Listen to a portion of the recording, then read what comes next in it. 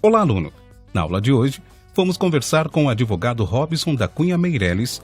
Iniciamos a nossa conversa sobre qual a diferença entre processo e ação trabalhista e, posteriormente, falamos do papel da Justiça do Trabalho, assim como quais as alterações que a reforma trabalhista trouxe para o trabalhador. Acompanhe essa enriquecedora entrevista agora.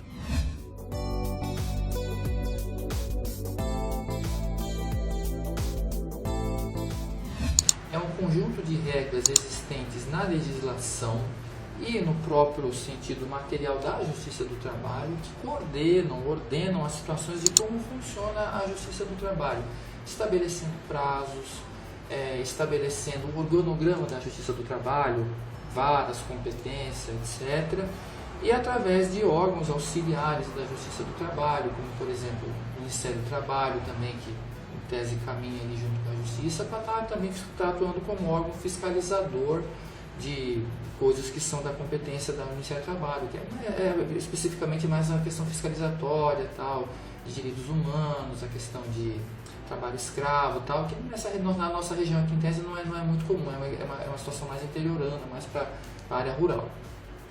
A ação trabalhista, ela já é um instrumento que é disponibilizado para as pessoas para que um processo seja montado, né, seja como é que eu vou explicar para vocês, ele seja produzido, ele seja desenvolvido, né, para que uma pessoa habilitada seja um advogado, seja o próprio representante do Ministério Público do Trabalho, os sindicatos, ou até a própria pessoa, às vezes que quer pleitear uma ação de valor, a gente antigamente chamava de sumaríssima, né, que é de até, salvo engano, 20 salários mínimos, alguma coisa nesse sentido, eu não recordo de cabeça, que ela poderia, ela mesmo direto procurar a Justiça do Trabalho, e lá ela deduzia a termo os seus pedidos, tal, o funcionário lá colocava tal, e o processo dela era tramitado, processado na Justiça do Trabalho. Isso é muito pouco comum de acontecer. Geralmente as pessoas utilizam-se de advogados ou de membros do sindicato para estar ajuizando as ações no fórum, né?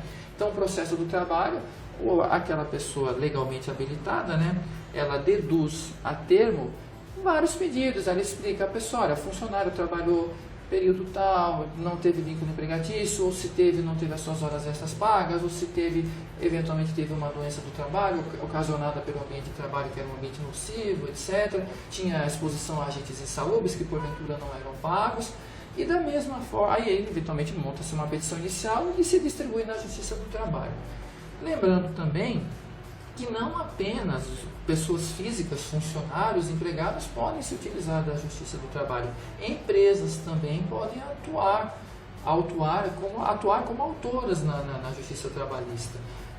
Para eventualmente, como nós conversamos agora há pouco, por exemplo, você tem um empregado que falece e a empresa está com dúvida de quem tem direito a receber. Às vezes é um funcionário que morava sozinho, mas tinha filhos de outras uniões, ou tem filhos espalhados aí pelo país, pelo estado afora, e aí a empresa fica com dúvida de para quem pagar os valores dessas verbas decorrentes do fim do contrato de trabalho. Então ela ajuiza uma ação no fórum, chamada de consignação, indica quem são essas pessoas que supostamente teriam o direito de receber os valores daquela pessoa que faleceu, e aí o judiciário, o juiz é que decide que a parte que fica com a esposa, a parte que fica com os filhos, com a ex-esposa, com os filhos do outro casamento, também é um exemplo também de ação que pode ser movida pela empresa junto à Justiça do Trabalho também. Cobrança de valores que o sindicato, às vezes alguma empresa deixa de recolher, que o sindicato entende que é devido, né, de taxas associativas, etc.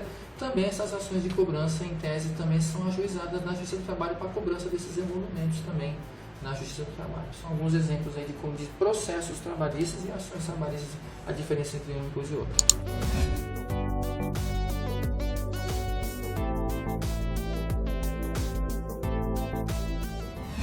Ação de audiência judicial, se nessa audiência eventualmente não tiver um acordo, é apresentada a defesa em audiência, aí a parte autora do processo tem direito a se manifestar sobre aquela defesa, impugnar os documentos que ali foram apresentados, e dali para frente se inicia aquela fase que nós chamamos de instrução.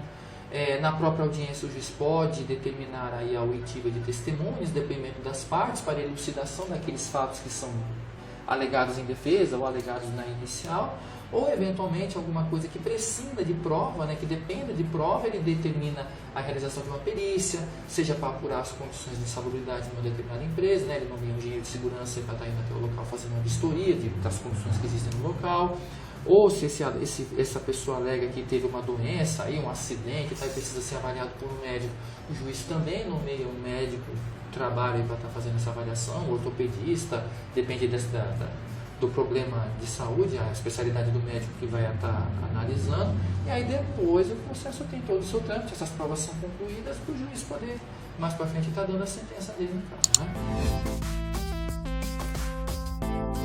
A princípio, sim, a primeira decisão do processo se chama sentença, colhidas todas essas provas, ouvidos aí depoimento de autor, réu, testemunhas, etc. tal, produzidas provas técnicas eventualmente necessárias, o juiz ele dá a sentença, que é o que ele vai decidir se aquela pessoa que entrou no processo tem razão ou não, se a empresa está correta nas alegações, né? A primeira decisão no processo, que é a decisão de primeira instância, se chama sentença, essa é a decisão de primeiro grau. Dessa sentença, se alguma das partes porventura não concordarem, ela tem um prazo de nós conversamos há pouco, de 8 dias para estar entrando com recurso ordinário, primeiramente em breve declaração, se forem cabíveis ou não, e aí dessa sentença, o processo é encaminhado para o tribunal competente, no caso aqui da nossa região, o Tribunal Regional do Trabalho da 2ª Região, fica lá na Rua da Consolação, em São Paulo, que é a segunda instância. Lá esse caso ele é levado a julgamento lá no tribunal para verificar se os desembargadores lá, né, em número ímpar, né, para não dar problema de empate, verificarem, através de uma decisão colegiada, se a decisão tomada em primeira instância está correta, se ela é passível de reparos ou não, se essa decisão precisa ser anulada e o processo eventualmente voltar aqui para ser produzida uma nova sentença, em caso geralmente de cerceamento de defesa, ou indeferimento de alguma prova que porventura se mostrasse aí importante para a conclusão daquela demanda.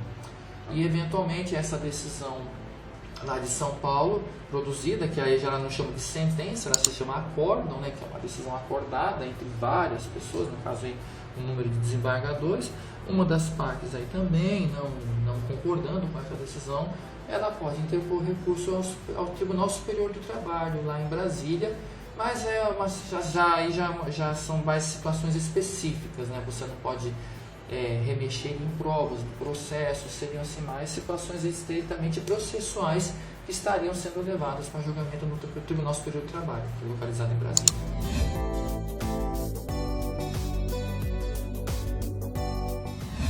Hoje é a Justiça do Trabalho.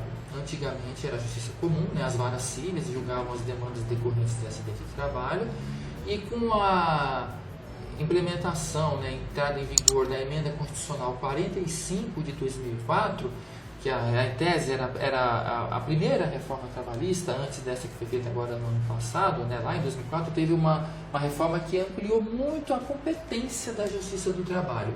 E daquela data em diante se estabeleceu que a Justiça do Trabalho ela é competente para julgar as ações decorrentes não só das relações de emprego, mas ampliou essa acepção também, colocando como relações de trabalho, até situações de contrato, dependendo do contrato de empreita, de uma mão de obra e tal, ela também agora é julgada pela Justiça do Trabalho.